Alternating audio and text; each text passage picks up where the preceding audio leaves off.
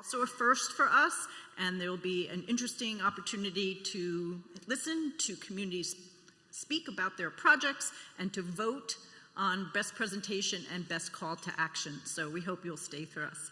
And we also do want your feedback at the end of this. As I said, it's the first one we've done, so getting your feedback will be really helpful for us for continuing to do these introductory and for those of you who have had more years of experience, hopefully a refresher for you. So enjoy today, engage, ask questions, take away as much as you can, and really take advantage of this talented group and all of you here today. All right. Thank you, Jean. So I'm going to just take a few more minutes to make sure we got our tables all organized. So if you're a table of 1 or 2, I think there's some seats at tables that are still needing 8. I see there's 3 people over here. Maybe you singles can join the table in the back. So who needs another person? And the table of 3 back there, do you guys have the materials on your table? Do you have materials on your table? So if you could find a table with materials, that'd be great.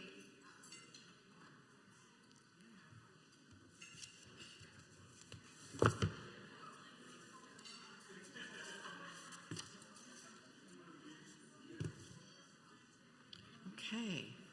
So thank you all for joining us this morning. Again, my name is Cheryl Gonzalez. I'm with the Center for Creative Land Recycling, and I'm really excited to bring to you this Brownfield workshop.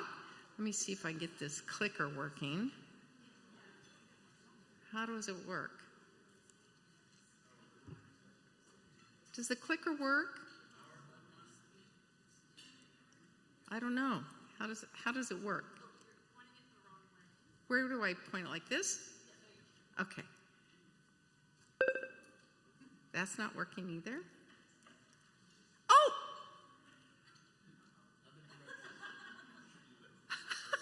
We're in for a ride.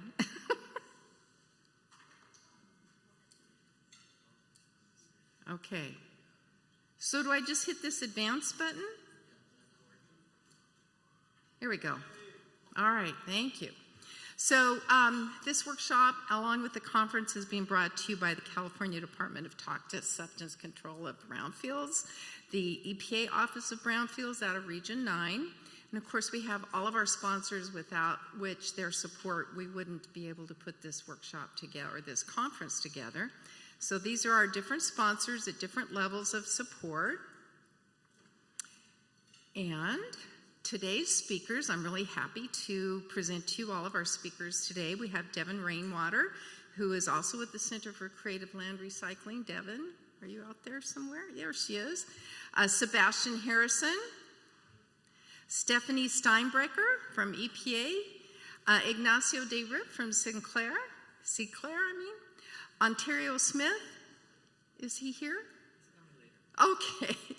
Ontario Smith from Somoscrew, Eric Williams from SCS Engineers, Nicole Lang from Sinclair, is Nicole here? And myself, James Nyguen, and Serena Williams and David Dinsley. So are you all here? Yeah? Yeah, there you go. So today we have session 1, what is a brownfield, followed by session 2, brownfields redevelopment, session 3, community visioning and stakeholder engagement, session 4, funding strategies, making the math work, and then finally our panel lightning round. Just some housekeeping stuff. There are no scheduled breaks, so we ask that if you need to step out of the room, please feel free to quietly do so and return at any time. You know the restrooms are just located outside of the main doors. We ask that you all put your phones on silent or set to vibrate to avoid any disruption. There's snacks left over from breakfast, I guess, and water. Wi-Fi access is all on the tables. There's some table tents with your Wi-Fi access. We'll be doing Mentimeter, so we'll use Mentimeter, no app needed, just your phone. Questions and answers. If a question comes up during the session, please write your question on these index cards, and we'll collect them towards the end of the day.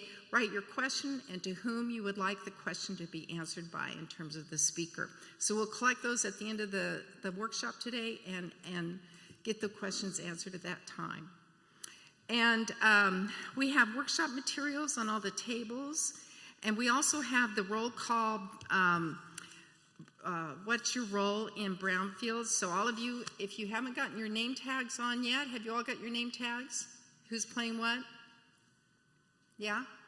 So each of you will be looking at different activities through the role of that, through the lens of that role. So it'll be a fun and exciting way to solve the Brownfield questions. So there's all the different roles that you can play. You can either be a county board chair or the mayor, all the way down to a resident or a developer. And all these definitions are on your table. Okay, Mentimeter. Devin.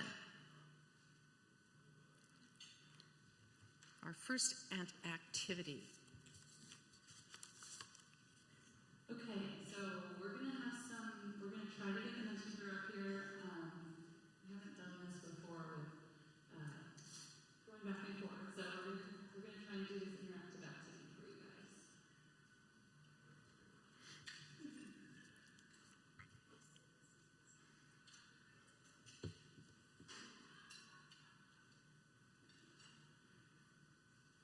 Okay, so you can join this Mentimeter quiz. This is going to be a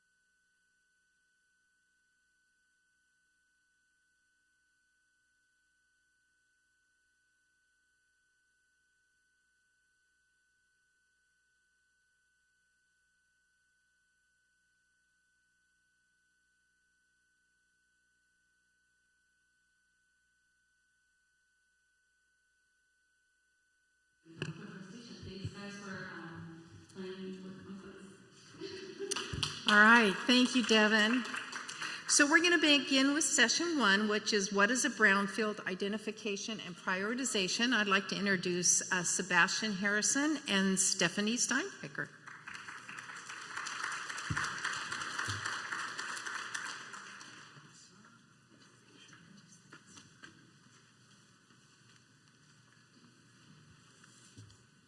Awesome. Thank y'all for joining me. Just give me a second for the presentation to come up.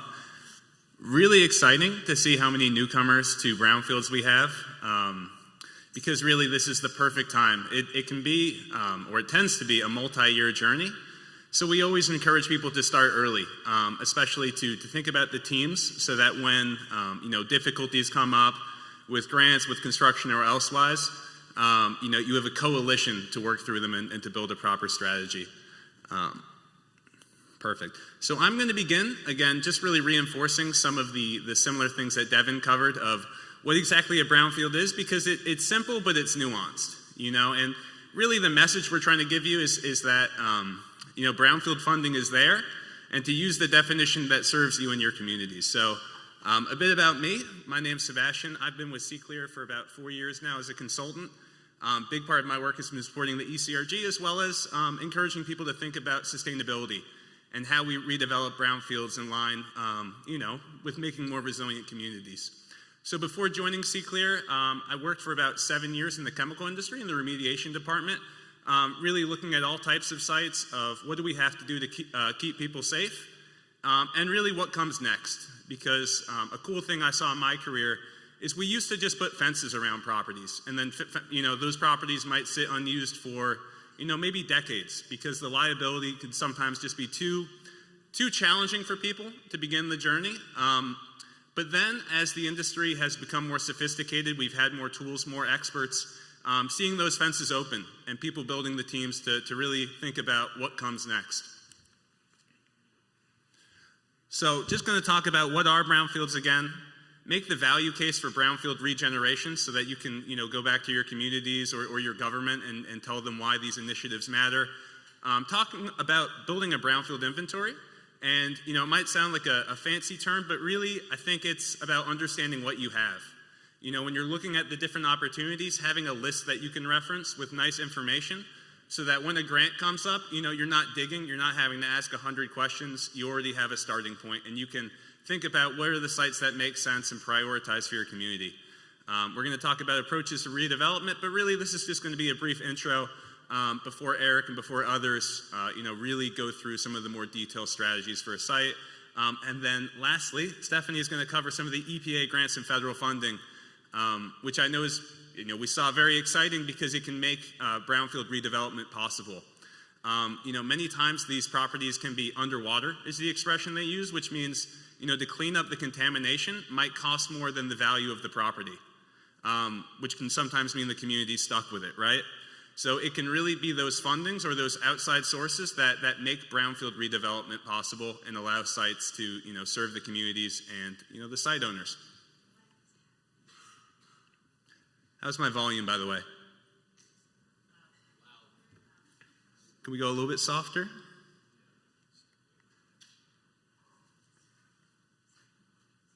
Here we go. So what is a brownfield? We already heard that brownfields don't have to be contaminated. A fun definition I heard, again, thinking about how to serve the community, is any site is a brownfield until proven otherwise. So often these are the pieces of property that are left, right? So within CALRC, we really try to encourage people to take that general definition. That way you're not disqualifying yourself before you even apply for some of these grants and opportunities. And again, like when you're making an inventory, you're really thinking about the sites for potential for redevelopment. You don't have to get too nitpicky over, has there been contamination found? Has it not been found? Really, that comes later when you're looking at the reuse and what comes next and keeping people safe. Okay, again, thinking about what they could be in our communities. We saw with the question and answer, it doesn't have to be industrial sites. So often, like where we are in LA, it's dry cleaners, unfortunately, right? And why is that? Because they were using chemicals. And as, the industry has grown, as people have changed of what are safe chemicals and disposal practices, there's often been mistakes made, and sometimes by people that just didn't know any better, and now that leads to a site that could potentially harm people if it's not redeveloped in a safe way. Gas stations is another common one, agricultural sites, but really where we're thinking about, where there was chemicals used, there was chemical storage, and there'd be potential for a spill. We want to talk about brownfields as a bridge to what's next, right? So we're going to hear so many great ideas throughout CALRC. Something that excites me is parks, recreation, green space, right? How can we really improve our climate resilience in our communities using these sites that have untouched? Maybe a brownfield could be a source of solar energy, even serve multiple ones of these causes at the same time. And it serves you to think about your community, think about the larger plans going on within your city, and tie your brownfield program into that so that you're not acting independently. Here are some misconceptions. We saw some of these already, like maybe I can only use my grant for environmental costs. No, every grant can be different. Stephanie's going to go over the different types of EPA grants, but we're going to have, a much larger talk about some of the different sources of funding that can make your project possible. The housing issue has been a very controversial one. Because like we're talking about, we have a housing crisis in California, and brownfield sites can be what's left, right? So how can we make housing safe on brownfields is often the question I think we're forced to ask. With soil vapor extraction systems, and there are, again, experts that specialize this, maybe brownfields can help California or other areas in Region 9, solve their housing issues. Again, thinking about just the opportunity for infill versus the urban sprawl that could happen if we don't use these sites. Yep. Okay, just to take a bird's eye view again, because it could potentially take a decade to plan a site. So we really encourage you to think about that portfolio angle, try to identify many sites at the same time. Right now, within this session, really stressing that reuse planning early stage of understanding what you have. Throughout the conference, you're going to hear different sessions talking about different cleanup approaches, different ways to work with your regulator. It's going to be typically a complex team for brownfields. So, I really encourage you, the people newer to this field, try to meet DTSC, try to meet EPA today so that you have relationships and people that you can go to, people that you can learn from when you're working on your sites. Oftentimes a brownfield site, if there was contamination, could have long-term O&M. Like we were talking about, if there was, say, housing on a former brownfield and there was a soil vapor extraction system or a VIMS, that could require future maintenance and different financial structures. And then finally the development. And really the reason why this is laid out the way it is with pre-development on top of development is that we try to encourage people to think about the cleanup of how you're going to deal with the contamination in tune with what comes next. Because maybe you can match the areas of deep contamination where you have to do your excavation with where a parking lot will be in the final job. Or again, if you're building a cap on your site, you can think about the asphalt or the concrete foundation of a building providing coverage from your contamination. Partnerships. Again, really trying to stress this early in the conference because we have so many cool different groups coming together. So to just let this marinate when I say that there can be a lot of complex stakeholders in brownfields. By a show of hands, how many people work for the city or for government agencies? Cool. Consultant companies? Nice. Regulators? Nonprofits? Cool. Again, if you were paying attention to who raised your hand, I encourage you to go up and meet someone new, right, and try to learn from the different angle. I shared a little bit of my journey, right, coming from the chemical industry, coming from Chemours and DuPont. It's been great to join CCLR and be on the other side of the fence and really learn from people that have specialized on the other side of brownfield redevelopment, on the community side, versus, typically more of the liability side and, frankly, the financial side, from the site owner perspective of what are we going to do with this property. But every angle that matters, and these sites can be so complex that you need a team, right, and you need allies. So it can take that captain, but I encourage you early on when you're thinking about your site, think about who would benefit from the site being properly redeveloped and returned to a productive use.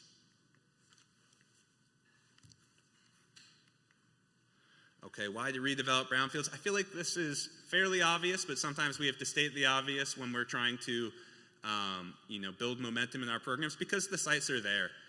Because our cities so often aren't getting any bigger, so we have to look within our own footprint about those sites that have been sitting unused. And that's why I talk about the closed fences. So looking around in your own community and just asking those questions when you've seen a property just sat unused for so long.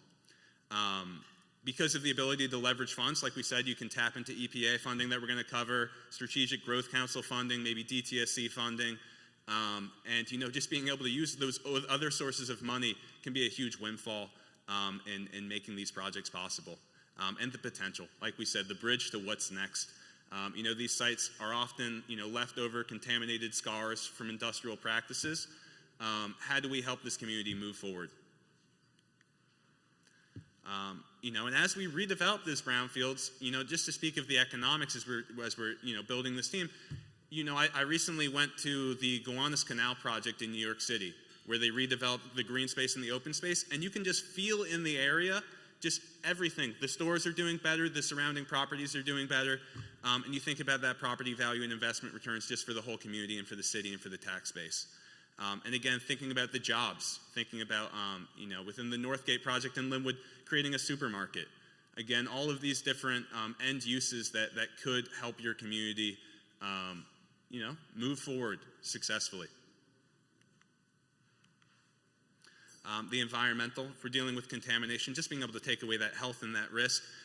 And what really excites me, again, as an environmental engineer, is this idea of creating more green space, especially in these areas where there isn't that much access. Thinking about, using ways to clean up these contaminated spaces to plant more trees or encourage biodiversity.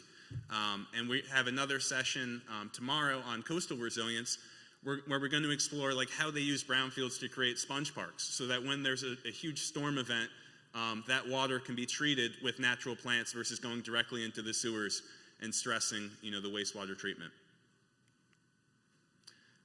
And finally, the social. Again, I've been using that word community again, but we want to help foster that sense of place and create healthier urban environments. And, it might be a housing crisis. It might be looking for ways to create jobs. There's just so much potential with brownfields. So if you're interested in the equitable development, we can share this link after.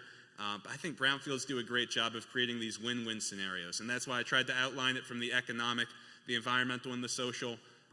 Because as different people are in charge, people are looking at things from different angles. We need to be able to have our pitch, be able to speak confidently about our project. So if you came to this session with a project in mind, I'm encouraging you to just think about how I would talk to the different entities about this project that would get them excited to see it move to that next stage. Some commonly leveraged funds. I think Eric's going to cover this in much more detail later, of this idea of creating financial stacking. So that you're not relying on just one program necessarily. And some of the barriers, not going to focus on this too much, but just to be straightforward with this group, that brownfield redevelopment does have its challenges, but CALRC, EPA, DTSC, we're all here to help. And building that, that common goal amongst your team can really be key to get through these. Expression that we use oftentimes in Chemours and DuPont when you're dealing with the big site. It's dark down there. You don't know what's under the ground sometimes until you go looking, until you go sampling, and that can be really scary, just to be honest with you. And again, that's why you might have to look at the insurance angles, again, having those frank conversations with your consultant of your regulator. And a term that comes up a lot is delineate. Ultimately, if there's contamination, you're going to want to delineate it to understand what's the extent of it and how far it goes off-site, and to think about your options early. A session we've had in the past, should it stay or should it go?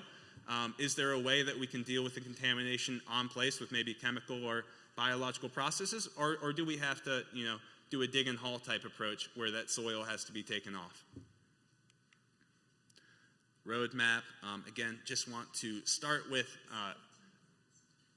how long do I have? Okay, so I have 3 minutes. I'm going to go quickly through the inventory perspective, but really it's about understanding what you have. I think people get overwhelmed by this term GIS a lot because it turns into jargon. It's not that complicated. We use GIS all the time with Google Maps, and here's a great guide as well as a reference of how you could start using GIS without hiring an expert consultant, without doing anything else, simply using a Google form and Google Maps to understand where these sites are. Because when you're talking to your different stakeholders, you want to make sure that your information's approachable. Okay, understanding what you have, all the different information that you might include in a brownfield inventory, And one of the big things that I want to stress, because it was a heartbreaker to see people disqualified from this early, all appropriate inquiries. If your program doesn't understand AAI, please reach out and we'll help break it down. But really it's about being a responsible owner, or when you're obtaining the property, doing a proper review of the environmental documents. And the big step here is that 180 days. And that's what I mean, talk to Ignacio about this as well. We saw some amazing projects that simply couldn't be funded because they couldn't meet their AAI. So if your program doesn't understand this, please, we're happy to help guide you.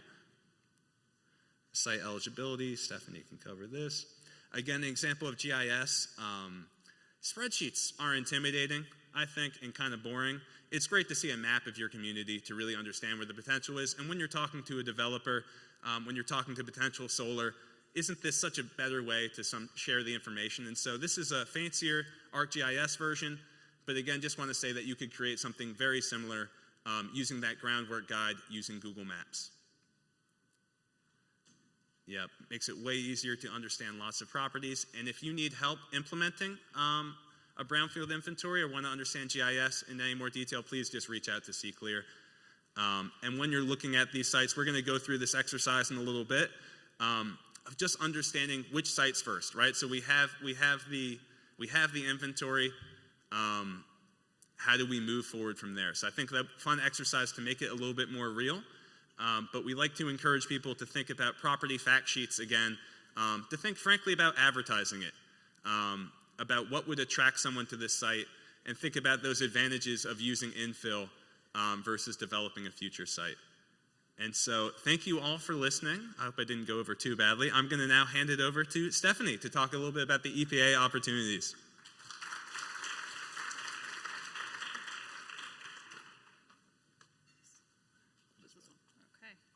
Thank you very much. Hi there. My name is Stephanie Steinbrecher. I am a project manager for our Brownfields program at EPA Region 9. We cover California, Nevada, Arizona, Hawaii, 148 tribes in these areas and the Pacific Islands. So my job is I get to work with communities across these regions, along with my other project officers. Jareen is here. Hi, Jareen. And Daniel is also here. We'll be here all week, so come feel free to talk to us about EPA stuff at any point in time. But I get to work with communities to help them make their brownfields dreams a reality through our funding and technical assistance. So I'm going to quickly talk a little bit about our upcoming grant cycle, in case you're curious about the money to make all this happen. EPA can help. So we call these grants, the competitive grants, MARC grants. MARC stands for the different grant types: the multi-purpose, assessment, revolving loan fund, and cleanup grants. We're talking about this now because we are hoping and expecting and hoping that the FY26 Notice of Funding Opportunity will be coming out sometime this fall, sometime this month potentially. So if you're thinking about applying for funding from EPA, now's a great time to connect with CALRC, to connect with us at EPA, to talk about what might make sense for your goals. And again, the purpose of EPA providing this funding is really to help transform contaminated or underutilized properties into community assets. So basically, to make real everything Sebastian just covered. In this upcoming cycle, $200 million is going to be available nationally. So this is a great opportunity to get your projects funded. And one other thing that I'll note now is that this is the final year of the Infrastructure Investment and Jobs Act, or EJA, boost of funding. So we'll be offering more funding at higher dollar amounts than we will in the years to come. So definitely think about it. Okay, in case the case has not been made already about why brownfields funding matters, we at EPA really view our grants and our technical assistance as opportunities to catalyze community change. And what I mean by that is, brownfields grants are great in and of themselves to assess properties, to clean them up, to prepare them for reuse or redevelopment. But stacked with other sources of funding, stacked with other goals that your city or community might have, this is really an accelerator to get redevelopment off the ground. We often say that the brownfields funding that we offer is the foundation that leverages other federal, state, and private investments as well. Okay, so a quick note about the application timeline if you are considering applying for one of the MARC grants. We are sort of in that fall era right now where we're getting ready to release the Notice of Funding Opportunity. When that goes out, and you'll hear about it if you are on CALRC's listservs or if you're paying attention to EPA announcements, there will be 60 calendar days to get your application in. And then after that, EPA spends most of the winter reviewing applications. This is a nationwide competition, so it's not like you would just be competing against other California grants or applicants or Region 9. This is nationwide. We will review applications, then make selections and announce those in the spring. So the funding would then become available in next fall. So right now, I just want to go loop back to summer, preparing to apply. Again, the NOFO is not out yet, but this is a great time to start working on your application, looking at the past year's guidelines, talking with CALRC, talking with EPA, just to think about what kind of grants you do want to apply for. Okay, who is eligible for Brownfields grants? There is a long list of eligibility requirements on our website, but I just recommend that you reach out to a project officer or to CALRC to see if you're eligible. Generally, if you are a unit of government, so a city, a county, a school district, or if you are a tribe, a 501c3 nonprofit, or a state, you are most likely eligible for an EPA Brownfield grant. So quickly, I'm going to review what the MARC grants are, at least the MAC grants that are going to be offered, we expect, this coming cycle. So assessment grants. I think Sebastian's phrase, it's dark down there, is a great way of thinking about what assessment grants are for, figuring out what it is that you have on properties. We have two different types of assessment grants. We have community-wide assessment grants, which are offered up to $500,000. And then we have assessment coalition grants, which are offered up to $1.5 million. The difference is if you are a community that either has an inventory, wants to build an inventory, you're looking specifically at your community, you would probably want to look at the community-wide assessment grant. If you want to be a lead entity working with other organizations, 2 to 4 other entities to think about a region or a larger area, that might be a good candidate for an assessment coalition grant. The idea with assessment grants is you can develop environmental site assessments, so phase 1 or phase 2s. You can develop your site inventory. You can engage in reuse planning. So if you're doing a market study, conceptual site design, resource roadmap, all of those are eligible activities under assessment grants. And then of course, cleanup planning and community engagement are also great activities to use these grants for. The next type of grant is a cleanup grant. This is, I think, what a lot of people think of when they think of EPA funding. This upcoming cycle, they will be up to $4 million per project, per applicant. The idea with cleanup grants is, you're going to clean up that hazardous materials or the petroleum at a site that you, as the applicant, own. That is a requirement. So if you've already done the assessment work, you've already done the phase 2, you know what kind of activities will be needed to clean up the site. This is the money to do that. There are a number of requirements for cleanup grants that you need to make sure that you meet before submitting your application. So I encourage you to talk to Danielle, Jareen, myself, or CALRC's folks to see if you're eligible. Multi-purpose grants, this is the final type of grant that we expect to offer this cycle. They're up to $1 million. The idea here is that you can do assessment and cleanup activities and reuse planning activities all with the same grant. They're perfect if you have a really clear redevelopment goal in mind for a particular target area or site and kind of want to get that all taken care of at once, and you have the capacity to do so. So this is a chart on our website where it shows nationwide basically how many awards we expect to give out in this coming cycle, the dollar amounts and the different types. If you have any questions about this, again, follow up with us. But as you can see, it's competitive. We're only going to expect to offer 36-ish cleanup grants nationwide.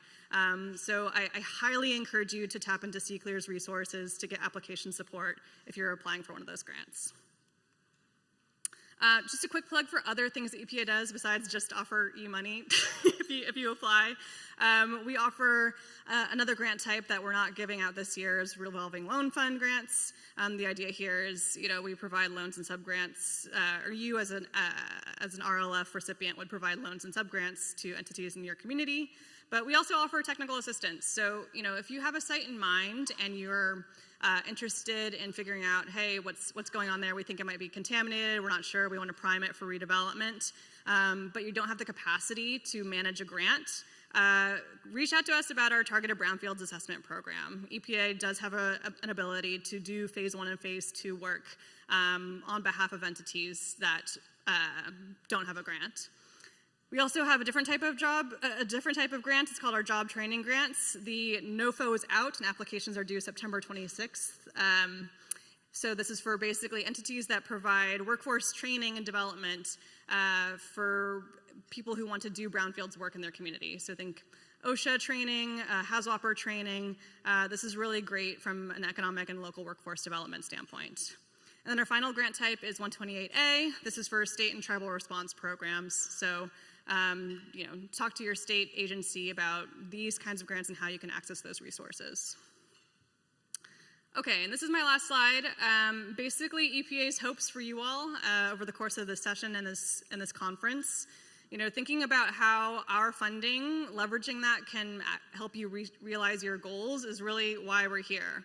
So hopefully, throughout this presentation, you thought about properties or areas in your community that presented an opportunity for brownfields redevelopment, thinking about how these funds can unlock affordable housing, jobs, parks, or improve the quality of life in your community, and thinking about the partners that you need to have at the table. Who do you need to talk to? Who might be here? And how can EPA help you realize those goals? So that's, I think, it for me. I think I'll turn it over to Cheryl now for an activity.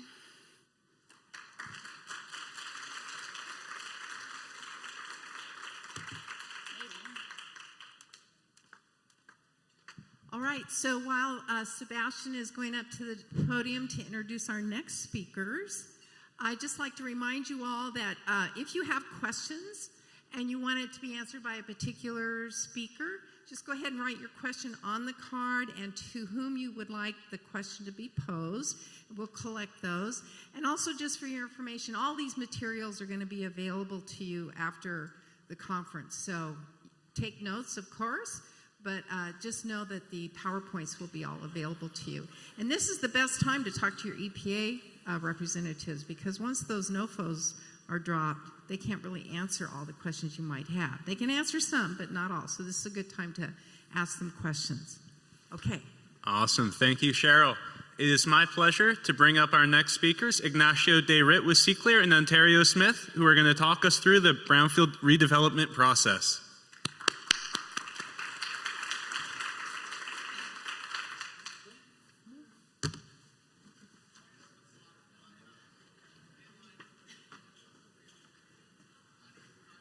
Good morning, everyone. And I'm Ignacio De Ritt with CALRC, and Ontario Smith and I are going to tag team kind of this so that, a bit more conversational. It's like a comedy show. Right. Oh, well, and the joke will be on me.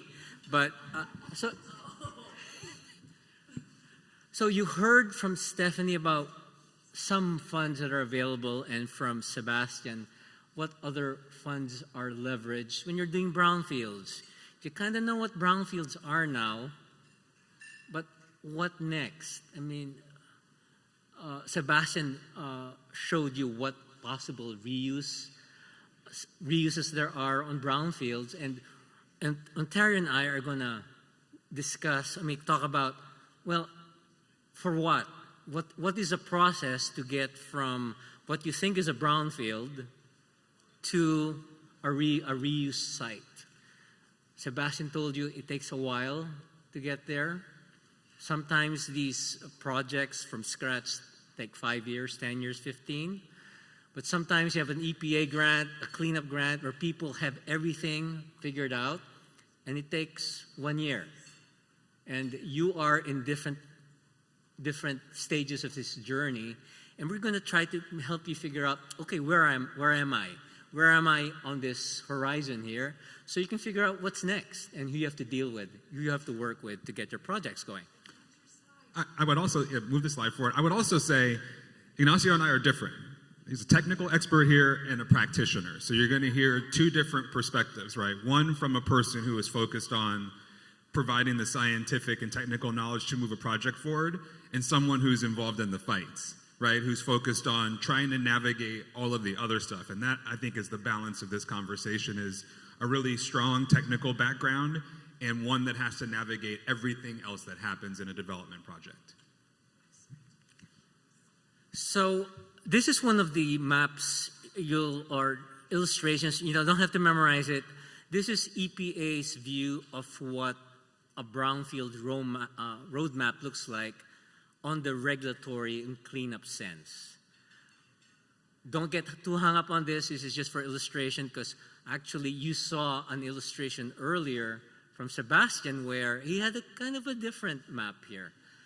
They're all trying to show you the same thing in a different way. There's a cleanup assessment roadmap and there's a community planning roadmap. But it starts really when Ontario and I are working on, doing brownfields redevelopment. It's about the reuse. Is it going to be housing, parks, economic development? And how do you determine that? I mean, how do you determine that when when you see a brownfield? Where do you look to, Ontario? Well, we usually flip a coin. It's a combination of a few things, right? I think people talked about capital stacks and how you fund developments. A capital stack is how you bring together your funding to do a program, whether it's EPA funding, private sector funding, utility funding. That's a core aspect. I think another really important piece, and I'm looking at some of our community partners out here, is what the community wants, right? The ultimate site use has to be driven in large part, or if not in full part, by what the community needs and wants to see there, right? And so you look back at things like general plans and zoning to give you guidelines, but you also need to do the work of talking to people to hear what they want. And I think in that process, Ignacio, right, when you hear what people want, you hear what they don't want as well, right? And you really get to mitigate risk by saying, I know that I'm not going to build a strip mall in this community if there's a history of strip malls having negative impacts. And we brought up general plans, zoning, housing elements, and in California, we have all these plans, right? We're like planned to death. That's our environment right now. And as Ontario said, there are some plans that are out there that did not probably go through the right process and people have problems with. There are also some pretty good plans where they did do the right thing, right process. So you have to figure out, and that's what people like Ontario figure out is, you have this plan, is this cool? Or do we have to do something to fix it? And plans change over time.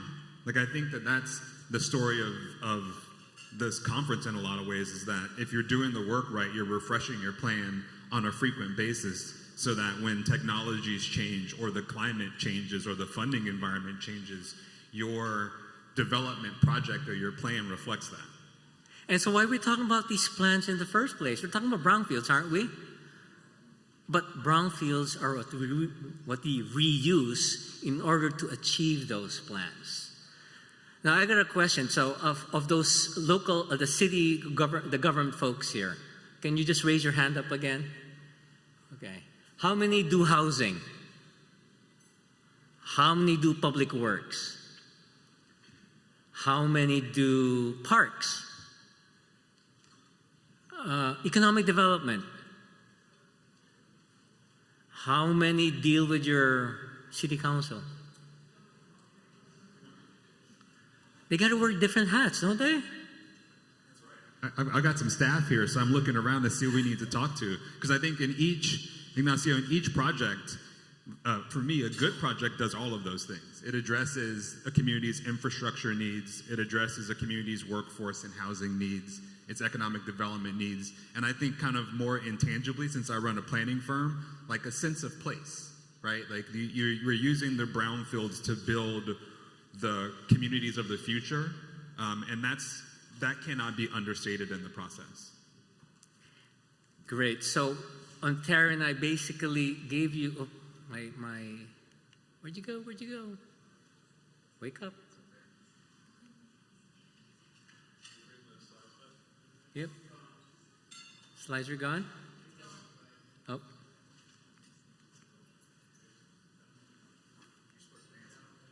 Oh, there? Oh, why are they not? They're not on the screen. All right. Okay, that's what we had. So we now know that, kind of have an idea of when we have a brownfield and we have our plans, we gotta merge them.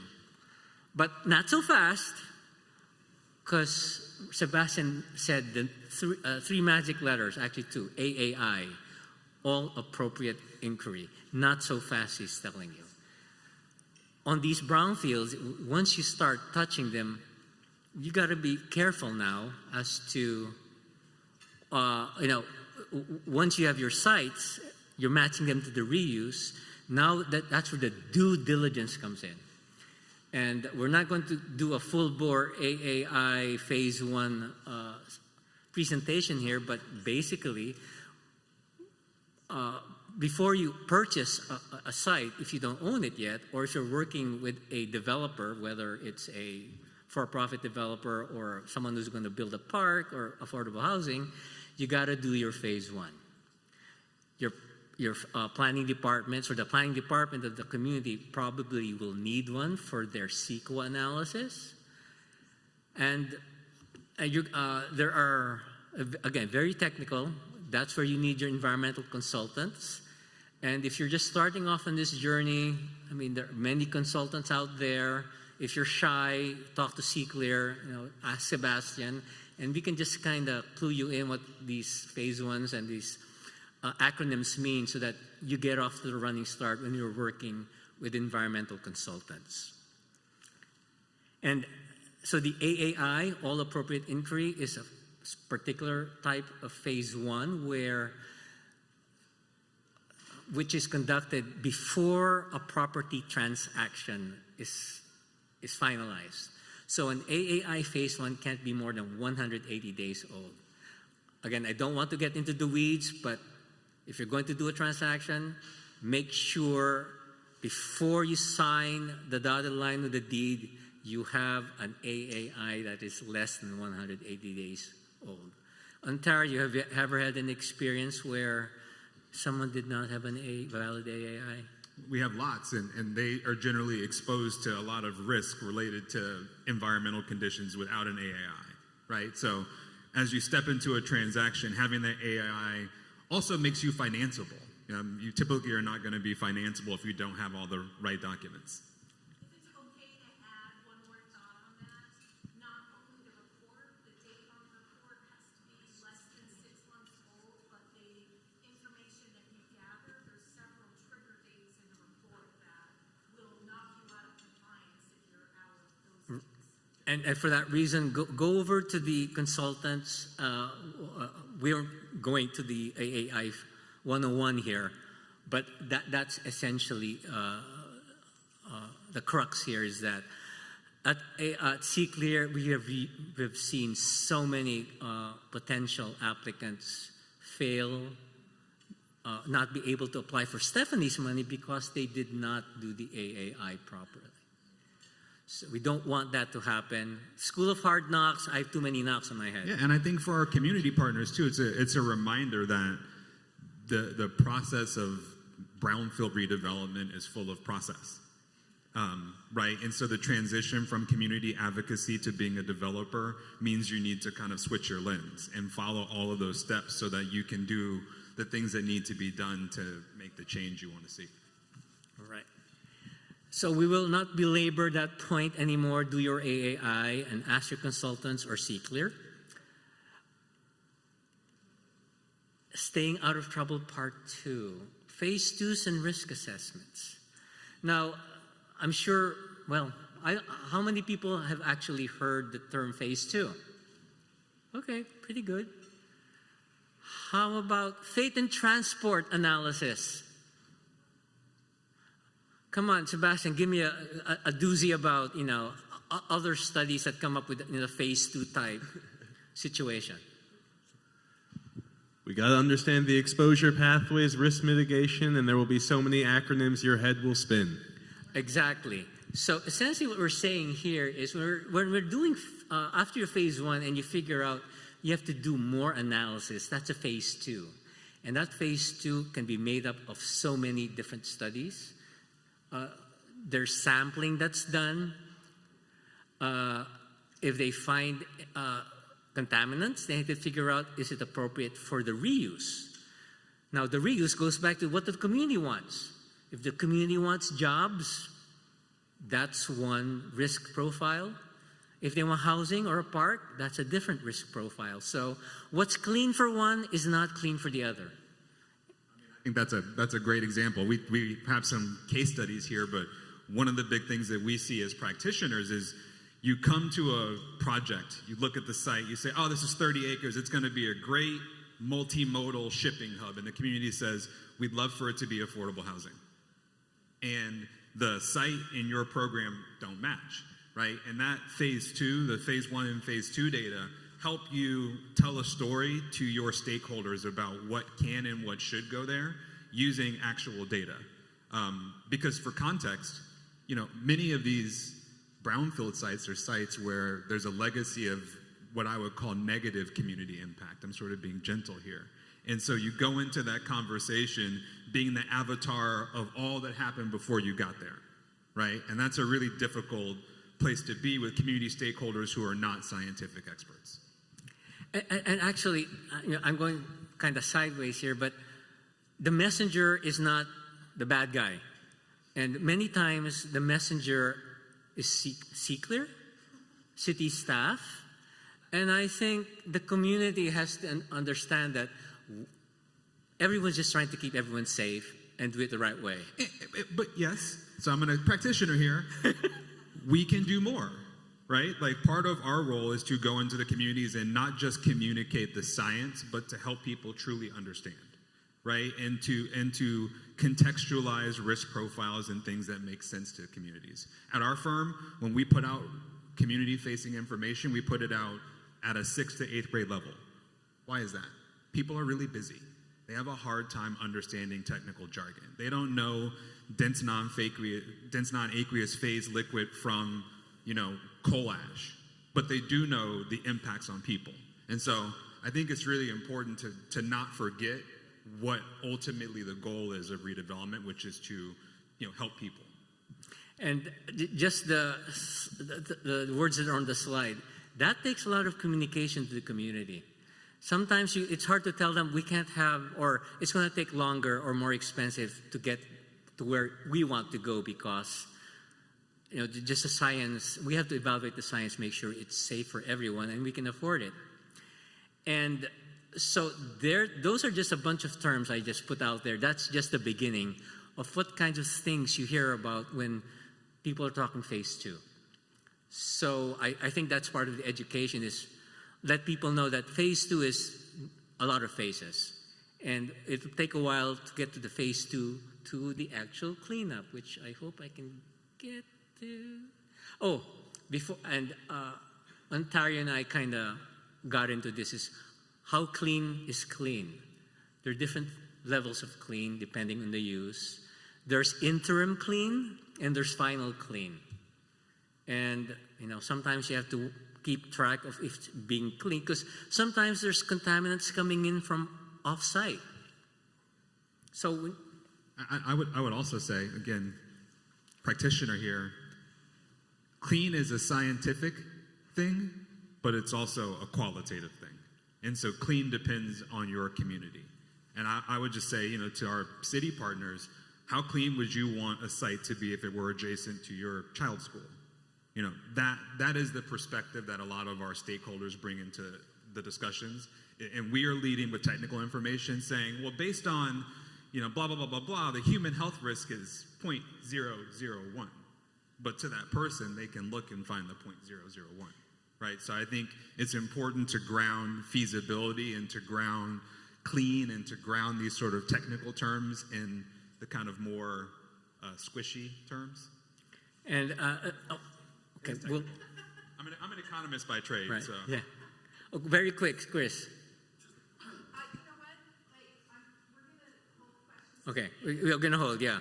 Sorry. So if you have a question, there's some index cards, and we want to make sure everybody has their time to present. Put your name and who you want the question to be posed to and what the question is. I Yeah, hate to be a gatekeeper like that. but Another gotta do it. wonky term you're going to come up here is institutional controls, and that comes to, some sites are not cleaned up to background levels or pristine levels.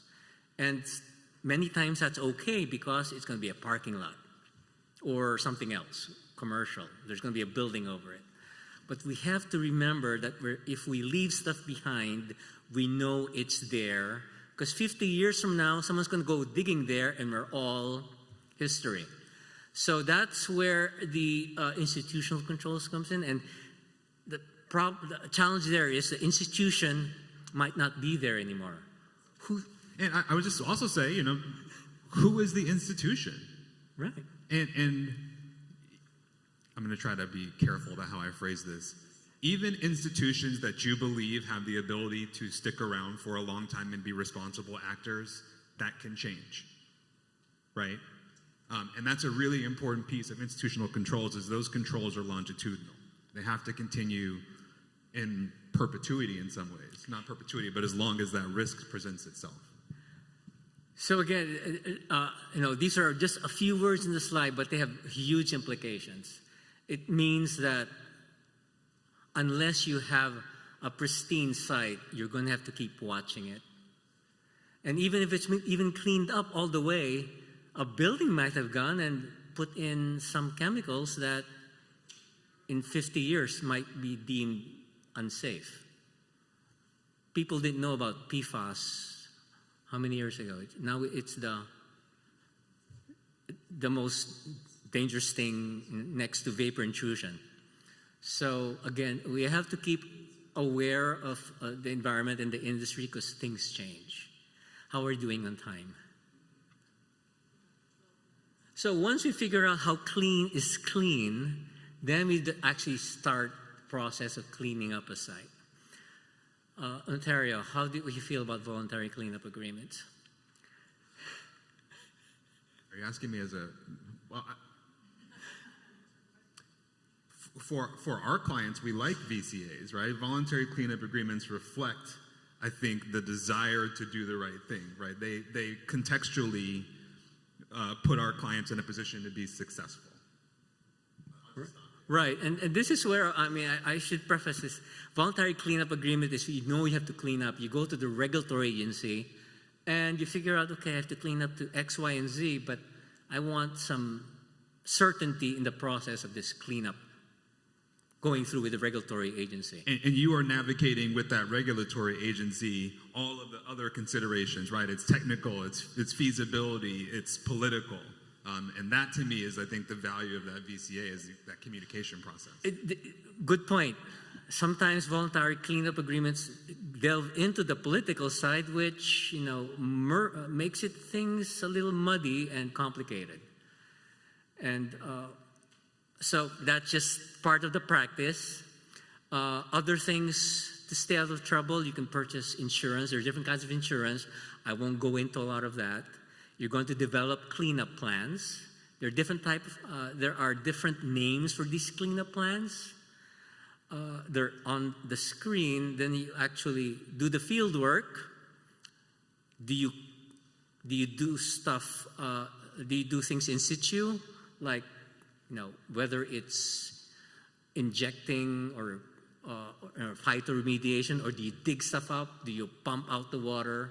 That's when you hear ex situ and is situ and those terms from a consultant.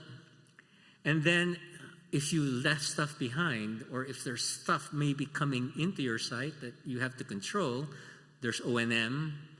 And O&M usually covered through the institutional controls that the regulatory agency imposes upon you. And also that O&M also affects the long-term value of the property. Right? If your property is encumbered by an ongoing maintenance obligation, then that property is worth less. And so when you're making that choice about what to do with the stuff in the ground. You're thinking about how much it costs to get the stuff in the ground. You're thinking about how people are going to perceive you getting the stuff out of the ground, and then how much that asset is worth depending on what you do with the stuff in the ground, right? And it's a dynamic conversation with all of those pieces moving at once. Now, I put in PFAS and vapor intrusion. There are a couple of sessions on this. These are the contaminants du jour. In the past, there were PCBs, lead, asbestos. So these are the hot issues right now. Hopefully, we just stop having these surprises. What do you think? We're leveling up right now. We got the cool stuff. Right, okay. Oh, no, all right. Oh, so microplastics, Sebastian says. That's life, you know. Progress, it's 2 steps forward and maybe 3 steps back. We don't know. Again, continuing obligations comes with operations and maintenance as well, but it means a lot of things. These terms overlap, so it's just there for your awareness. Staying out of trouble, part 2. Okay, I said regulator. Which one? This is so complicated in California right now. I mean, Arizona, Nevada, you got it easy. California, who do you go to? So that's CalEPA, and those that get involved in these cleanup processes are DTSC and the regional boards. OE has kind of the middle because they provide some, I actually don't know exactly what OEHA does, but they have Cal Enviro Screen. So, and then Cal Recycle actually gets into the action too with landfills. So who's doing what, who's on first, you know. And then we have CalGEM, who does the all wells here in SoCal. And EPA gets involved in some sites when you have maybe, you know, PCBs, they get involved sometimes. RECRA, they become RECRA. And when I say RECRA, it's a kind of contaminant they get involved in.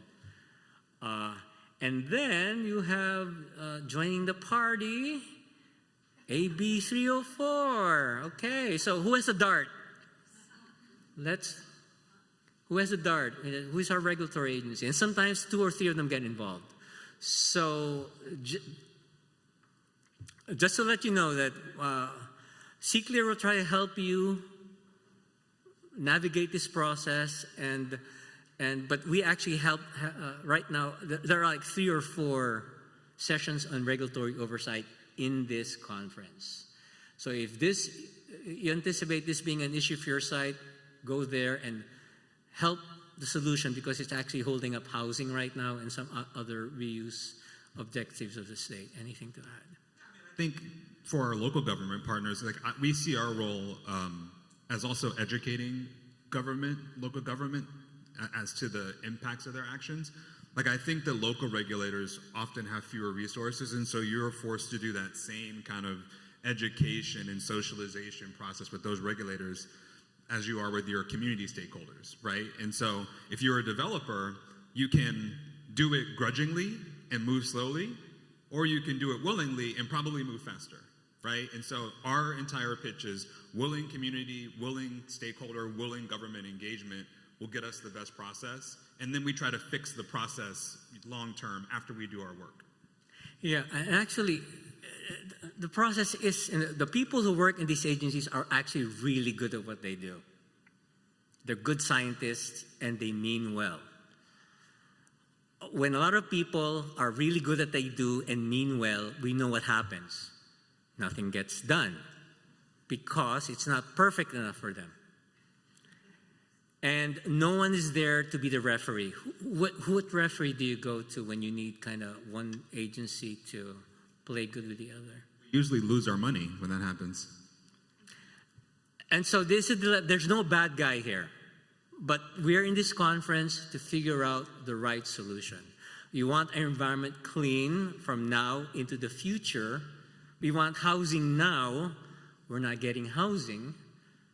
The housing that's getting built is not where it's supposed to be, and we're creating other kinds of pollution, which affects another agency that and then another agency gets to build more roads, and they all do it well, but when it's time to figure out how to actually collectively achieve California's goals, I think we're totally missing it.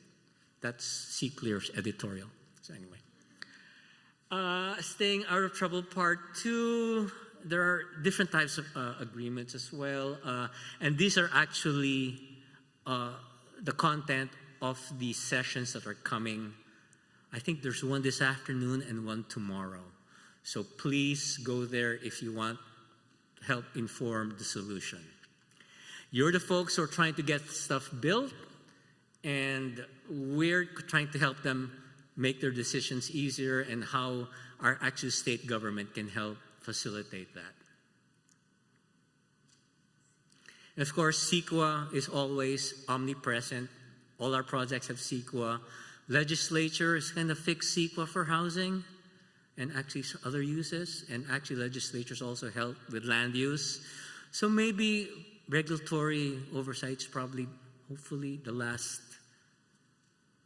part that gets us to build what we need to build. I think that's right. What I would also say is, it's not just regulatory oversight. It's very easy to say, it's the regulators. You guys make everything too slow and too expensive. It's also financing, right? It's also construction costs. It is the cost of materials. And so while regulation and modifying regulation is certainly one of the kind of primary policy goals, I do think that understanding the total environment for development is helpful so that we don't make these folks into scapegoats. So how does this all figure? I mean, how did you do it in Hunter's Point? This is where your, all these complicated, this dance. So this was a 31-acre site of a utility in a disadvantaged community. The power plant had been there since 1929. We tore down a combined cycle gas power plant and turned the community and looked for a thumbs up and a pat on the back, and they said, "What next?" Right? They said, "You need to clean this site to residential standards," even though residential doesn't pencil. And so there is this balance. Well, what does this utility company do, right? Because the utility company has a different obligation than a private developer.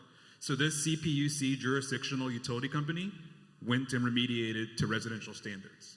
Was it the economic choice? I don't think so.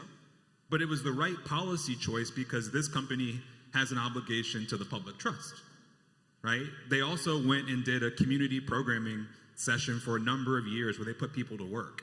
And so our approach here was to remediate and address the physical concerns, but to do so in a way that didn't ignore the social concerns. We really embraced the role of this company in trying to solve some bigger issues while also, addressing the long-term use. So that's the good story. Here's the tough part of this. Community engagement was awesome. Remediation was awesome. The site is not developed. Why is that? Because residential doesn't pencil, right? And so even when you make the choice and you do the right thing, sometimes that development doesn't come from doing the right thing. And that's the balance of a development practitioner. If you had all the money in the world, would you still would it have changed anything? Because pencil is basically making the market work. And when the market doesn't work, who do we look to? I think in this case, you do the right things for the right reasons. And I think that the company that we worked for was lucky because they had regulatory support. And I think in the long term, they are creating value by having a site that is fully remediated in a community that for 100 years, right, bore the brunt of environmental impacts. All right, I think we are wrapping up. So thanks so much, Ontario. Nice having this chat with you. And I think we're going on. Thank you, Ignacio and Ontario. Great job. Before we go into our activity now, thank you. Remember, if you have questions, put them on the cards. We'll collect them and to whom you want the question to be answered. So we'll go ahead and collect those in a minute. I do have something fun, though. Well, this is all fun, but something that's not Brownfields. I need to know, do we have any hamburger aficionados or professionals knowing about hamburgers? Anybody in the crowd? Okay, well, we'll see what we got here. I want to know if anybody can name 3 fast food hamburger chains, 3, that started in California. 3 fast, and this is for a round trip ticket for 2 to Hawaii, by the way. So quickly, anybody can name the 3. Raise your hand if you think you can name them. In and Out, we got 2 more. 2 more. No, what, from one person? 2 more? Who can name 3? Go ahead. Oh, sorry, go ahead.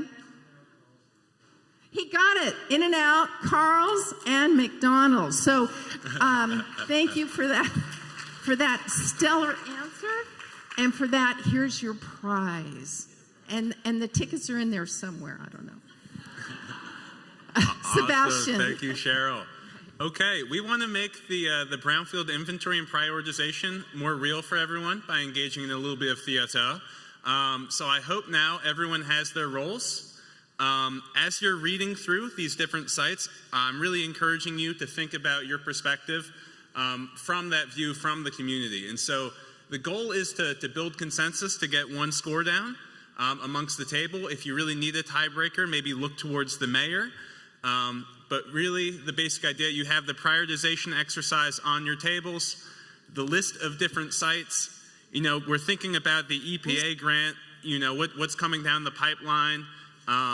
You don't want to bite off more than you can chew with brownfields by trying to do 4 projects at the same time. So amongst your table, really encouraging active dialogue. Think about what the community needs, the reuse potential of these sites, any concerns that you might have, either based on what the site used to be or where it is, and the overall priority of the site. And again, the goal is to have these sites ranked so that if you were looking to apply for EPA funding, say, you know, next week, you know the #1 site that you would look to use. So raise your hand if you have any questions. We'll be going around the room. Really, we want you to engage in dialogue and just think about, you know, how you would serve your community, how you would use this site to move forward. Go ahead, Cheryl. So everybody, there is one form on your table. Somebody's going to have to manage this. And it says group prioritization activity. Do you guys have it? Okay, so each of you will have a role. Somebody's going to take notes. You have one page, and through the lens of the mayor or the county planner or the resident or the developer, you're going to decide what's the best prioritization of these sites. You understand? Okay, and we're going to have some of us roaming around the room to help you answer questions you might have, but you only have one form to do this with, okay? And then we'll have a couple of people report out as to how you prioritize these sites, okay? Awesome. Thanks, Cheryl. Please get started. We have roughly 15 minutes for this.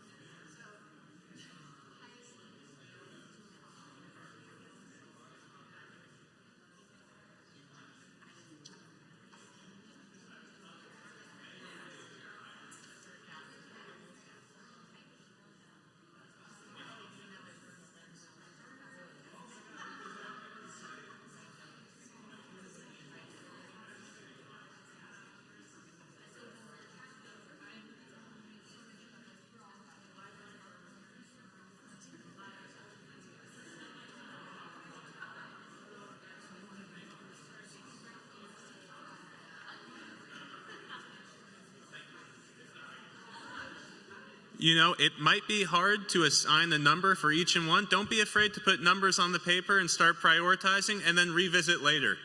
You know, sometimes true consensus can be really difficult to build, you know, but don't be afraid to revisit this as you're looking at the list. And maybe the mayor is the tiebreaker.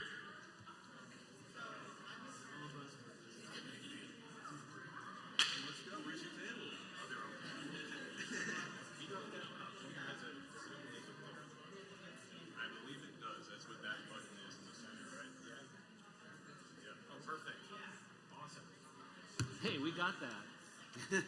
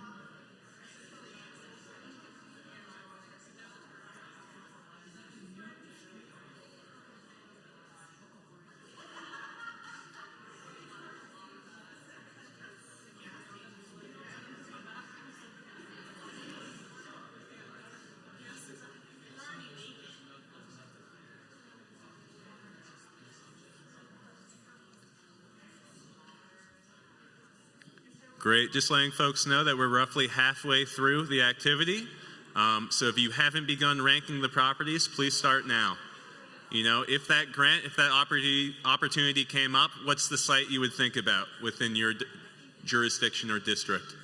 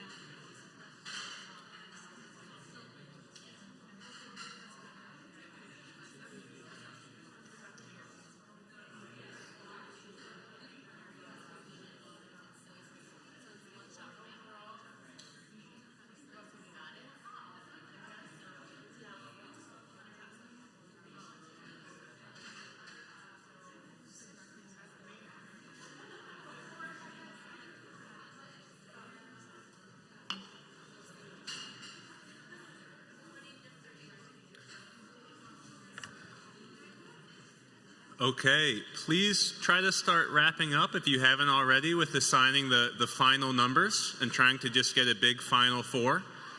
Again, it doesn't have to be perfect. If you're doing this right, some of you will disagree, just based on the different perspectives.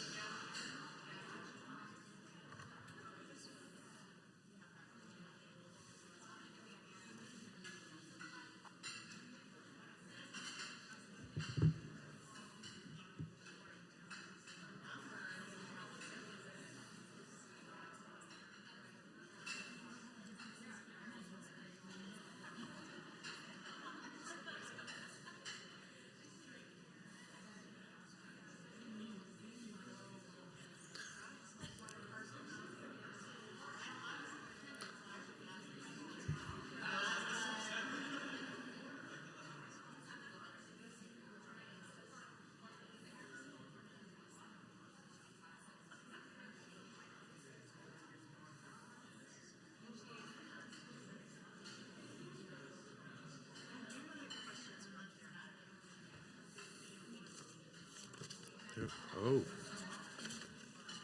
Is it?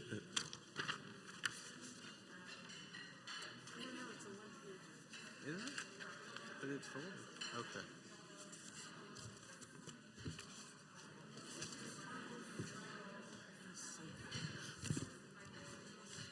Oh my goodness. I'm going to ask you to mic run in a second. Okay, you got it.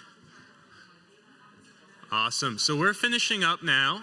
Can one of the tables that ranked all of them, if you wouldn't mind sharing just some of your thought process and how you saw the group, we'd really love to hear from you, just what people were discussing and where things ended up. So if you're happy with sharing, please raise your hand. This table over here would like to share. They did a great job. And this lady did a great job in figuring it out, too, with her group. So I'm going to give it to you. Were you the mayor? Yeah, this was a collaborative effort, though. I think we were all thinking in all of the different angles here. So we basically ranked the vacant lot near the school at the highest priority. Did you want us to list out the rankings for each of them, or? Sure. I would list just the sites in order. Okay. So first we have the vacant lot near the school. Secondly, the abandoned warehouse. Third would be the old gas station, and lastly would be the former dry cleaner, is Awesome. what our group had. And why the vacant lot by the school, number 1? For redevelopment purposes. Awesome. Thank you so much. Good job. Thank you. I kind of volunteered this group because I watched them in action, and they were getting to it really well. Good job. Okay, anybody else want to Awesome. share the results? Come on. Please Don't make be Cheryl shy. volunteer. Okay, this table over here is volunteering. Thank you. Who's the mayor? Is there a mayor? Oh, here's the mayor. Okay, good. Oh, man. I'm not sure if I'm the best person to explain this. But with us, it was, we actually went first with the old gas station, considering economic development, also some of the uses that can be for the community in that space. We believe that the space itself, right, would be a brownfield, and that we can remediate it to a point where it could be functional for the community in that space as a gas station. Second, we came in with the abandoned warehouse. Again, economic development and trying to create that workforce. Third was the vacant lot near the school. And then lastly was the former dry cleaner. Awesome. Thank you, everyone, so much. No round of applause for these two groups for setting up and coming to the table and willing to share their results. That was a really good outcome. I appreciate it very much. Okay, next is our colleague Devin Rainwater, who will be talking about community engagement and outreach. Devin is with CALRC as well.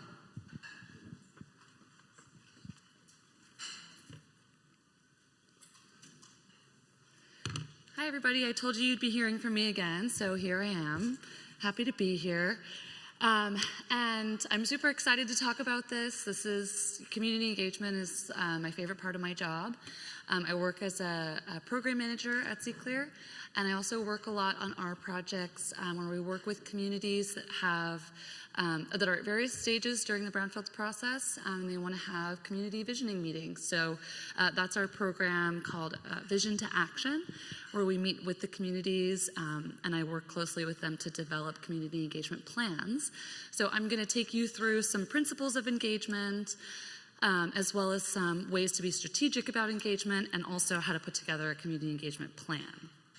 I also want to say, just following up on Ignacio and Ontario's little conversation within their presentation, where they're kind of tossing back and forth the idea of presenting data to the community and sharing the feasibility of reuse ideas and the importance of sharing information on the safety of a brownfield site, and also the truth of the data and making sure that's accessible. That's definitely something I want you guys to be thinking about as I'm talking through these different engagement strategies and principles of engagement, because communicating risk assessment is a big part of community engagement, and it's a huge deal. It can be really hard. And while Ignacio said, the messenger is not the bad guy, you can be the punching bag. So and I'm sure there's a lot of experience in this room, and you guys have done various forms of community engagement and probably experienced that in various ways. So just wanted to kind of preempt my session here with that. So these are the terms that we're going to be talking through in this section. Like I said, there's probably a lot of expertise in this room, so you guys probably have a pretty clear understanding of the definitions of outreach and engagement, but I just want to get us all on the same page. So community engagement is how you get the folks that you're working with all on the same page, or how you inform them about your project plans while also asking for impactful feedback or project ideas from them as well. It's how you let community needs inform your project and your brownfield reuse. And outreach and engagement describe two parts of a system, and they often cycle back around to each other. So in order to reach out to the community, you want to do your research, show up prepared, understand your target audience, and you can do this by participating in local events and incorporating local practices and knowledge into your outreach strategy. And engagement is what comes next. It's the long term. It's bringing the community into your project and sharing your plans and decision-making power with them by creating welcoming, accessible spaces for idea sharing and getting that feedback loop going. And the process of outreach and engagement isn't always linear. It can come back around if new stakeholder groups are identified or even created. And community outreach and engagement really strengthens your project. So we're asking these questions of why do brownfields? Why do community engagement within the brownfields process? These are just a few of the benefits where it can really benefit your project to do robust engagement.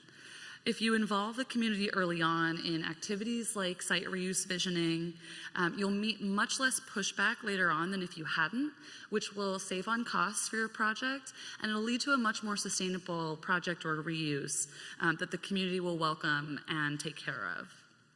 It's also important to develop trust with the community. So like I said, that you can be upfront and honest with them about realistic outcomes for the site, as well as properly alert them to dangerous site conditions.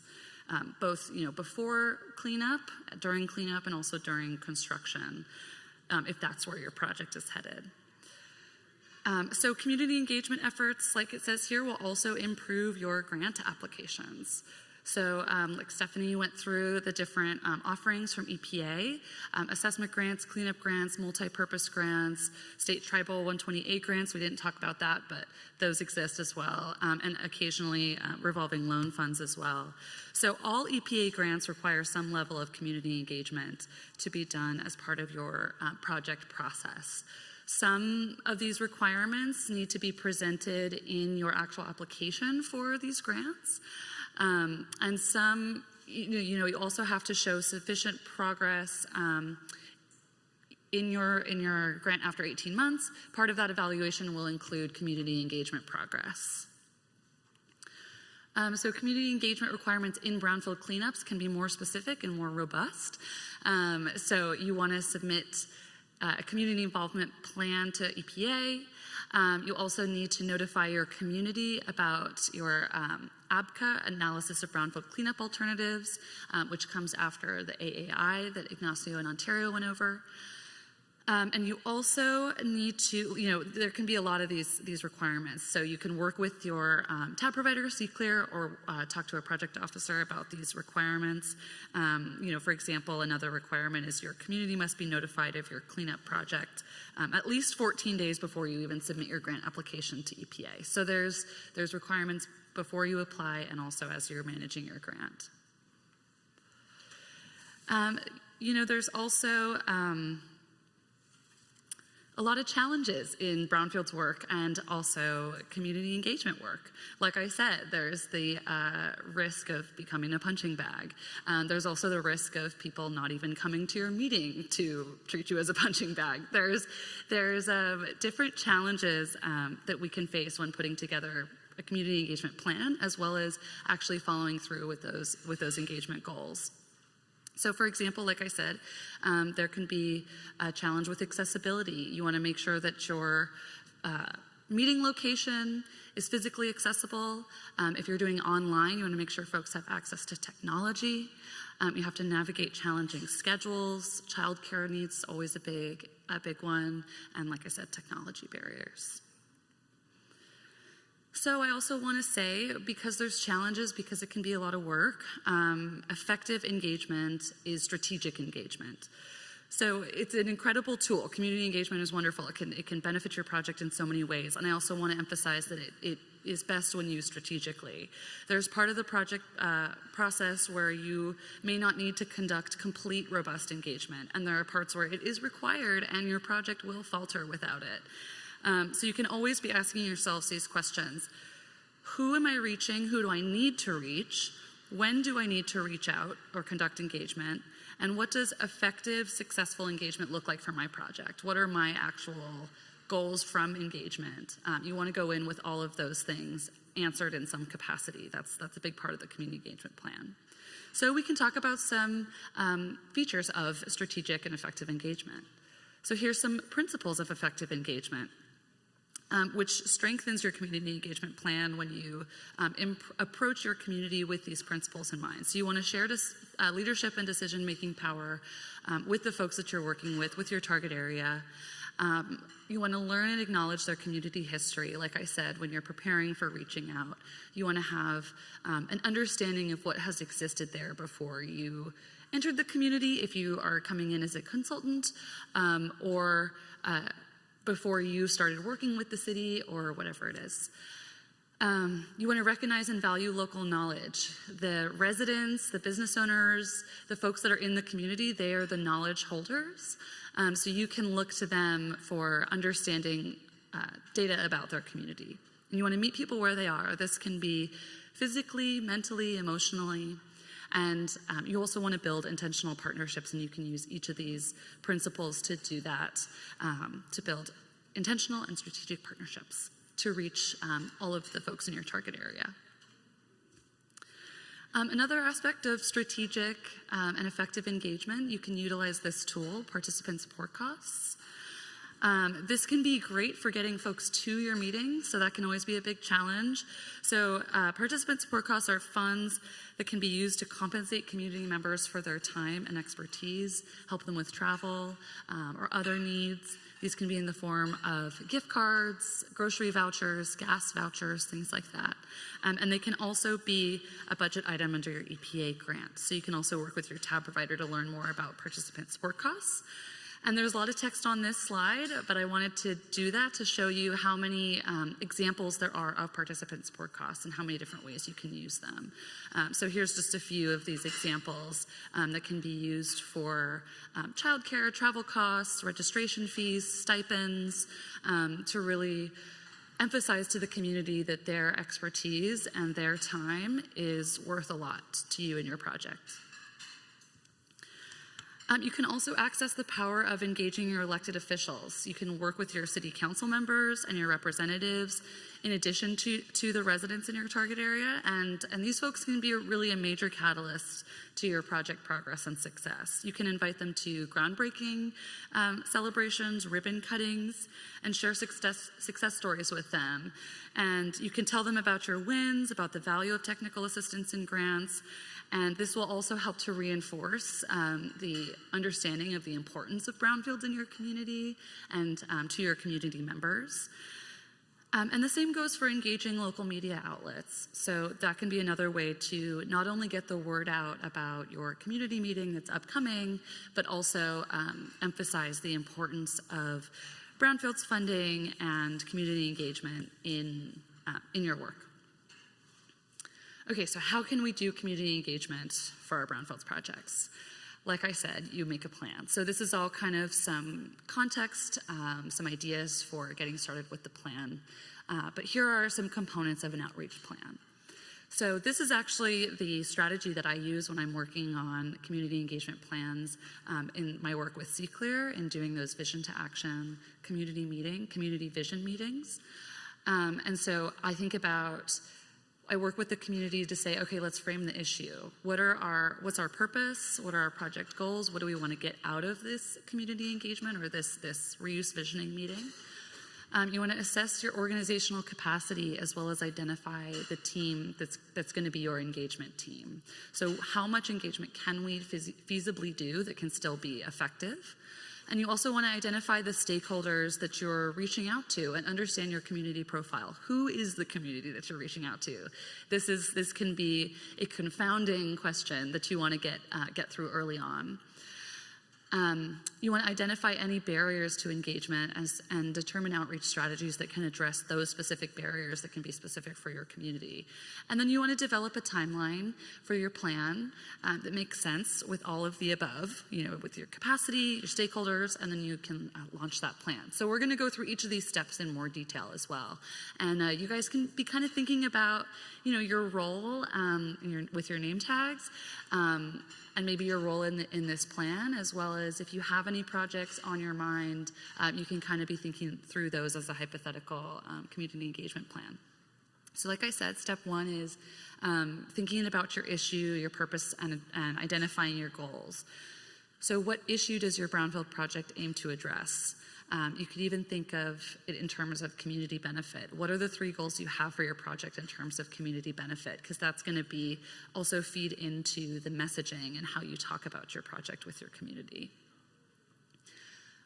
So again, like I said, your community outreach program will be organized around these goals. So these goals can really be the drivers of the rest of your plan.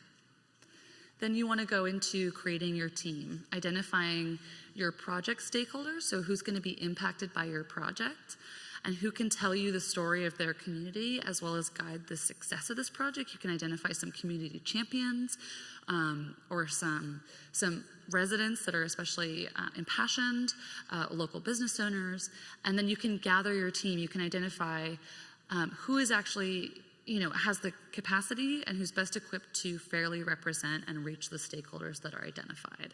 And this isn't going to be perfect. This can change throughout the project. And also who can help you identify stakeholders that you might have missed. And here's a little graphic to show some potential stakeholders that will be impacted by the project and that also might be part of your engagement team and help you get the word out about your project and about the meetings that are coming up.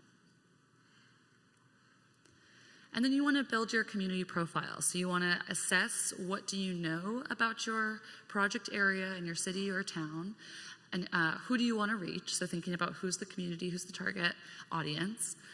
And then think about what do you not know? What else do you need to know?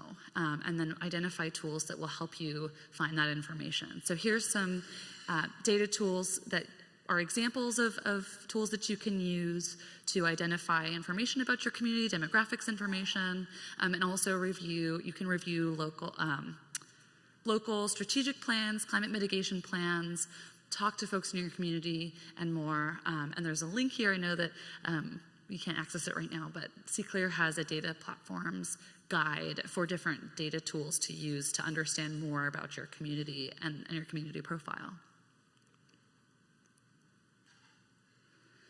And then you can be thinking about your capacity. So where are you at? What does your organizational structure look like? What capacity do you have for engaging the community? And so you can take your own organization through these levels of public participation and kind of say, where am I at? What are we capable of? And also think about where do we want to be with the community? What do we want? What level do we want to get at here?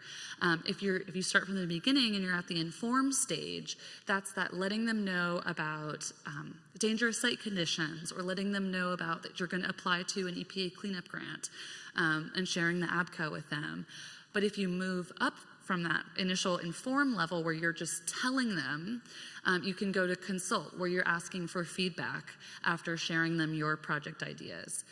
Then you can go to involve, or even partner, where it's not you telling them your project ideas, but rather inviting some ideas from the community.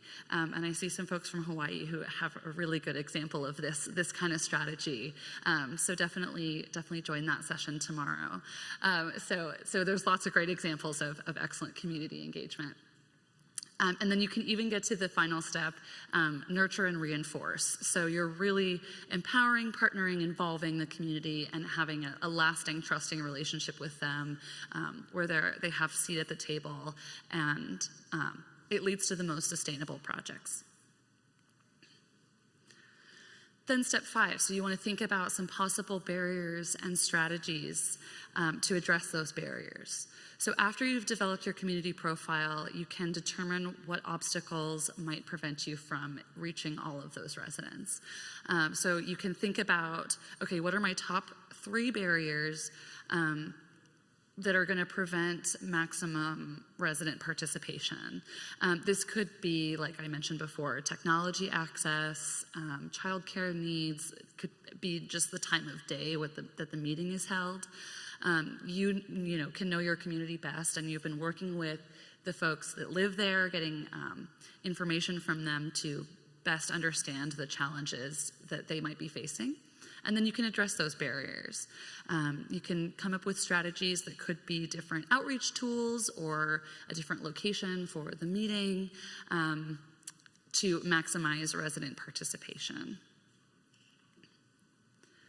So I think we have enough time. I want to hear some ideas from you guys about any possible barriers that you have faced in community engagement as a reuse practitioner yourself, or engaging in community engagement in another way. So does anyone have any ideas they want to shout out of challenges to engagement? Yeah.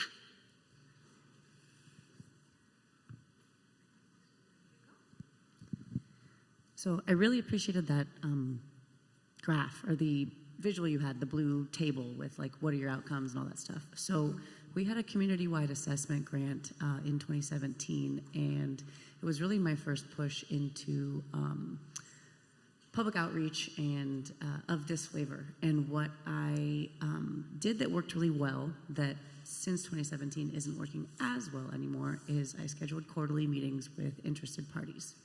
So having something on a quarterly basis made sure I was checking in with the community. It became routine, so people knew where to come, where to invite their friends, where to invite their neighbors. And I'd have an agenda. It started out in person, then COVID hit, and it became virtual, and they begged for it to be in person again. So it was every time I had a grant report, I had something to report on. I met quarterly. Last quarter we talked about this, but this was our agenda and all that. But after a handful of years kind of doing the same thing, interest got lower as projects started actually happening, and we left the brainstorming stage of, okay, what areas will we be assessing? Here's why the city thinks these are high priorities. Here's why the community thinks these areas are high priorities. Great, we're assessing, we're getting things done, we're checking things off the list. The meetings became harder to have with a non-centralized goal. Mm-hmm. So what I liked, scheduling it quarterly, people knew where it was, I had something to talk about and I was doing regular engagement. Where the wheels fell off and where I'm kind of still reinventing is once you go from a community-wide effort to a specific project, changing that narrative and making sure that you have the right people in the room for those kinds of conversations needs to be addressed. Yeah, thank you for that. It's definitely challenging to make sure all the stakeholders are in the room and are on the same page. Any other quick comments on challenges? Yeah, Hannah.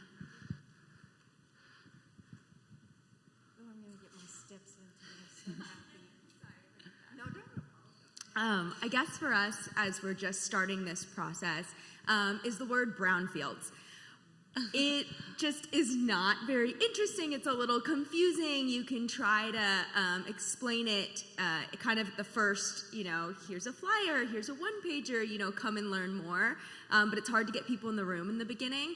And everyone that came to our community meeting was like, wow, this is so cool. This is incredible. We're so excited. And so trying to pivot and find better ways to get people in the room. So now we're going to do like a informational video with a local organization that can kind of break it down. We thought that might be better than a one-pager, but trying to brainstorm other ways to make brownfields more interesting, because once the community comes, they say, oh, this is exactly what we wanted. We've been wanting to do this for years. We have this vacant lot in our community.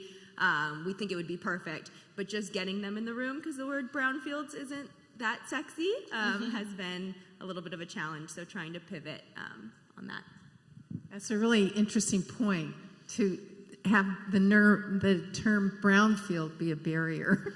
Yeah, that's awesome. I haven't really thought about it like that. Maybe I'm just too, it's too in my head as it's just everything is brownfield. So that's cool to hear that you guys are pivoting as well and understanding what messaging can really reach folks. So that's kind of going into my next point about what outreach tools can we use. And we could put the slides back up. Perfect. So like what kind of outreach tools can we use to address these barriers or these issues with messaging, or distrust from the community can often happen, or if there's an over-engagement with the community, how can we be clear with them that their feedback is going to be incorporated into the project plan or project materials? So these are just a few simple ideas for outreach tools that can be used to address some of those barriers. Of getting folks to the meeting, getting that information out. So you can put information out in newsletters, newspapers, social media, project websites. I think during Sebastian's session, there was also a slide on property fact sheets. So that can be a really cool way to get information about your project out. Like Hannah mentioned, one-pagers, things like that can be used as well. You can even put flyers up at schools or ask teachers to include them in their students' homework folders. Is kind of a fun, creative one. But really doing what works best for your community after you figure out, okay, who's my target area in my community, and how can we address them in the ways that they will respond to. So this is kind of in response to that idea too. Does anyone have any ideas? Just a quick call out of any creative ways that they have engaged community, or any creative ideas of ways that they've been done? Yeah, Lauren. Sure. I'll walk over to the mic so that Cheryl doesn't have to walk. I'll share something really fun that I love. So we have created a chart where we have potential reuse options and use little stickers and encourage people to tell us whether or not an option is low or high priority for them. And that chart can be brought to community events, farmers markets, those sorts of things, and people love a chart, they love stickers, and the number of dots that are on that chart at the end of the day is awesome. Yeah, I love that idea. Any other ideas for creative outreach tools, or anything that's worked or even hasn't worked? Okay, I'll go over here, and then to you, Eric.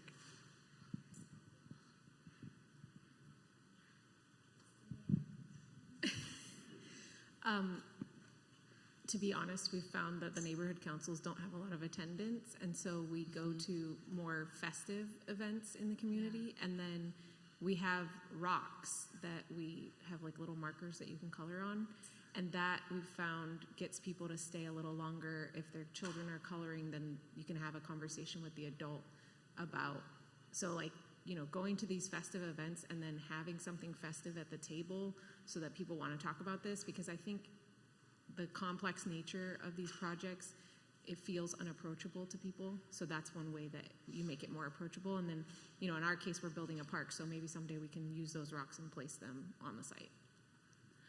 Oh, I love that. It's full circle. And that's kind of a really fun way of the community being able to see their input and their engagement, like show up in the project, even just with these little pieces of art. That's really cool.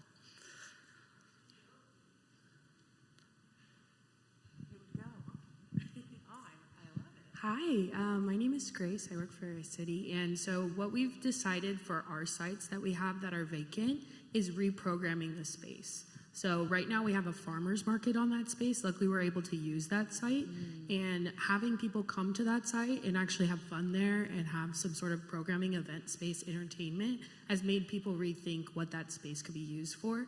So it's been really interesting to see the community engagement when we come to programming that actual space itself. I love that. I've always had such a special interest in like interim uses on different sites, so that's really cool to kind of get people used to the space and see what it is. Eric, and then I think we have to cut there, but definitely want to hear any questions you have at the end. Story maps. So that's your answer. Story maps are very graphic-driven ways of telling the full story of a brownfield project, from the problem through the future solution and the vision for that future. So look up Stone Lock story map for West Sacramento. You'll have to do it on a computer. It'll be worth your time. I promise you. Look at that. I love story maps for that very purpose you're talking about. If Eric says it, it is true. Wait until you see his capital stack funding session. Okay, are we done? Okay. Nope. Not done yet. I'm going to have a few more slides, and then I'll go into another group activity. Before you go into your group activity, I have a real quick deal. Perfect. Okay. Okay, so yay, we just went through all the steps of creating an outreach plan. And this is just some high-level basic steps. There's definitely changes that happen, challenges that come up that need you to readdress or rethink some of these steps. But if you go through all these steps, you'll have a pretty good draft outline of an engagement plan, and you have an idea of where to start. I also want to say, like I said before, this is not a linear strategy. So you start with outreach, then engagement happens, and then you do outreach again, and then engagement happens again. And it's just like you come back and loop back and all of this stuff. So this is kind of a fun graphic to maybe express some of the anxieties of an engagement plan, as well as some of the fun strategies that it's always changing and can be new every day. So, and then there's also just so many resources to continue learning about different ways to conduct community engagement. One of my favorites is from CALRC. CALRC and Groundwork USA created the guide called Advancing Equity in Land Reuse Planning and Visioning.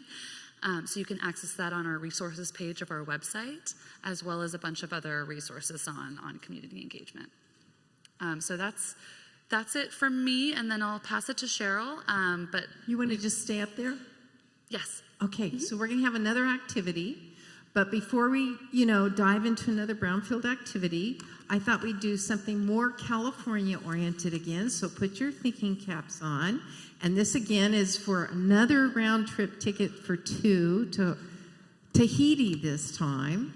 And what I'd like to know is, can you name 3 songs that have California in its song? 3. Title. In its title, thank you. No, CALRC people can't answer. We already practiced this, Lauren. Okay, sorry. Do you have 3 songs? It's got to be 3. Okay, go ahead. Hotel California. Eagles. I'm too young for that one. Oh, what does that mean about me? Okay, go ahead. Hotel California, California Dreamin'. Bye.